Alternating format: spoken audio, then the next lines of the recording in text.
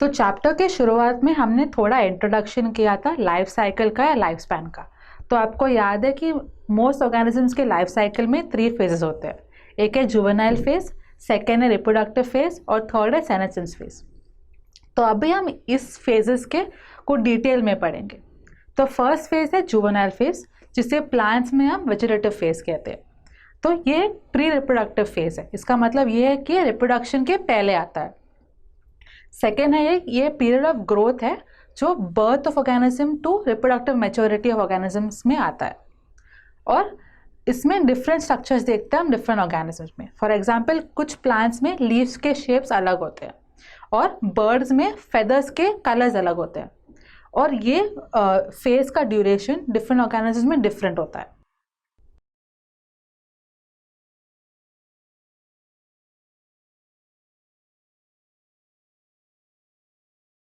तो अभी हम सेकेंड फेज के बारे में पढ़ेंगे, जो है रिप्रोडक्टिव फेज।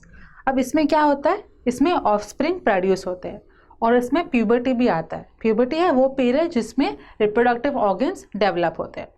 अब प्लांट्स में ये कैसे दिखता है, हायर प्लांट्स में फ्लावरिंग जो होता है वो इंडिकेट करता है कि प्लांट सेक्सुअल मैच्योरिटी पहुंच गया है। अब based upon the reproductive phase plants को 2 टाइप्स में क्लासिफाई कर सकते हैं। एक है मोनोकार्पिक प्लांट, दूसरा है पॉलीकार्पिक प्लांट। अब मोनोकार्पिक प्लांट्स अपने लाइफ स्पैन में एक ही बार फ्लावर करते हैं, लेकिन पॉलीकार्पिक प्लांट्स एवरी ईयर एक पर्टिकुलर सीजन में फ्लावर्स देते हैं।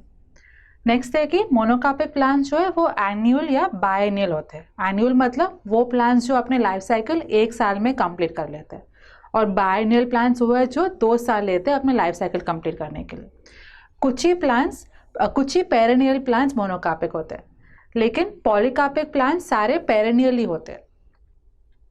तो मोनोकार्पिक प्लांट्स जो है वो फ्लावरिंग और फ्रूटिंग के बाद मर जाते हैं, लेकिन पॉलीकार्पिक प्लांट्स फ्लावरिंग और फ्रूटिंग के बाद नहीं मरते।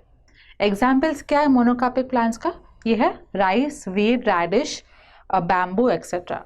और पॉलीकार्पिक प्लांट्स के एग्जाम्पल्स है apple, mango, grape, orange etcetera. तो अब हम देखते हैं कि एनिमल्स में रिप्रोडक्टिव फेज कैसे दिखता है ना।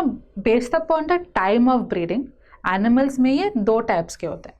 पहला है जो एनिमल्स सीजनल ब्रीडर्स है, मतलब ये सिर्फ एक ही टाइम ईयर में वो रिप्रोड्यूस कर सकते हैं।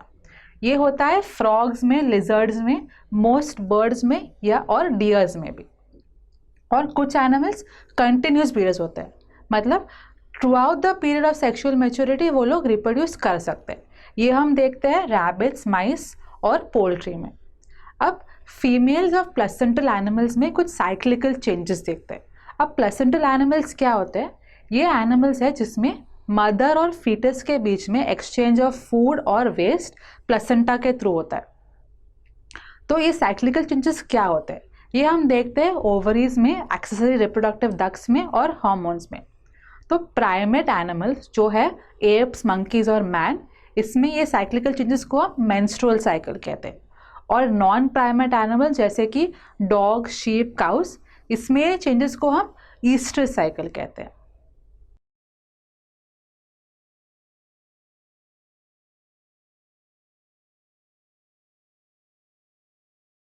तो आपको पता है कि मेंस्ट्रुअल साइकिल सिर्फ प्राइमेट्स में होता है, जो है मंकीज, एप्स और ह्यूमन बींग्स।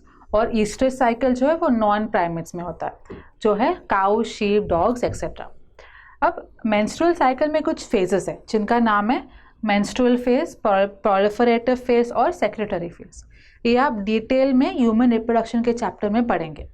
ईस्ट्रस साइकिल में क्या होता है, इसमें एक शॉर्ट पीरियड है जिसका नाम है ईस्ट्रस या हीट, और इसके बाद में एक लंबा फेज आता है जिसका नाम है एनास्ट्रस और पैसिव पीरियड। अब मेंस्ट्रुअल साइकिल के लास्ट फ्यू डेज में ब्लड फ्लो होता है।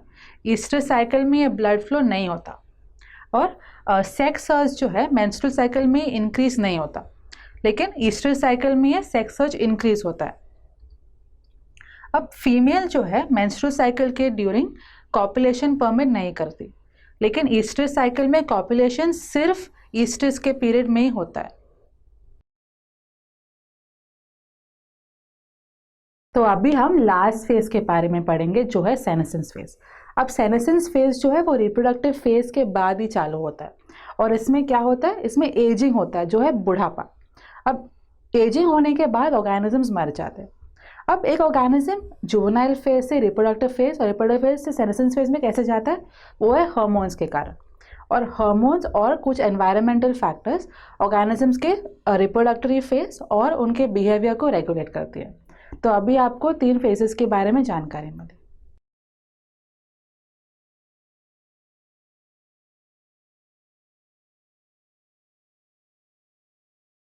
तो अभी हम कुछ इंपॉर्टेंट टर्म्स पढ़ेंगे जो ऑर्गेनिजम्स में सेक्सुअलिटी डिनोट करती है या सेक्सुअलिटी बताती है। तो प्लांट्स के बारे में हम पहले पढ़ेंगे। तो लोअर प्लांट्स में हम एक वर्ड होमोथैलिक यूज करते हैं, इसका मतलब है बाइसेक्सुअल। इसका क्या मतलब है कि both gametes are found on the same parent. इसका एक एग्जांपल है म्यूकर मुसीडो जो एक फंगस है। नेक्स्ट है हेटेरोथैलिक जो कि है यूनिसेक्सुअल ऑर्गेनिजम्स। इसमें क्या होता है, इसमें गैमीट्स डिफरेंट पेरेंट्स पे पाए जाते हैं और इसका एक एग्जांपल है राइजोपस सोलेनिफर जो कि एक फंगस है। अब फ्लावरिंग प्लांट्स या हायर प्लांट्स में हम हर्माफ्रोडाइट्स या बाइसेक्सुअल कहते हैं। इसमें क्या होता है, इसमें male and female sex organs same flower पे ही पाए जाते हैं और इसका एग्जांपल है स्वीट पोटैटो। दूसरा वर्ड है मोनोइशियस। इसमें क्या होता है, इसमें मेल और फीमेल फ्लावर्स सेम प्लांट पे पाए जाते हैं। इसका एग्जाम्पल है मेस। और लास्ट है डाइशियस। इसमें मेल और फीमेल फ्लावर्स अलग अलग प्लांट्स पे पाए जाते हैं और इसका एग्जाम्पल है पपाया। तो अभी हम पढ़ेंगे कि एनिमल्स में सेक्सुअलिटी डिनोट करने के लिए हम कौन से वर्ड्स यूज करते हैं। तो लोअर एनिमल्स में हम उन्हें हर्माफ्रोडाइट या मोनोइशियस या बाइसेक्सुअल कहते हैं। इसका मतलब ये हुआ कि ये ऑर्गेनिजम्स में मेल और female sex organ same individual पे पाए जाते हैं और ये हम देखते हैं टीनिया या टेपवर्म में। अब हायर एनिमल्स को हम यूनिसेक्सुअल या डाइशियस कहते हैं। इसका मतलब ये हुआ कि ये ऑर्गेनिजम्स में मेल ऑर्गेनिज्म अलग है और फीमेल ऑर्गेनिज्म अलग है और हम ये मैमल्स और बर्ड्स में देखते हैं। तो अभी आपको प्लांट्स और एनिमल्स में सेक्सुअलिटी डिनोट करने के लिए इंपॉर्टेंट टर्म्स की जानकारी मिली।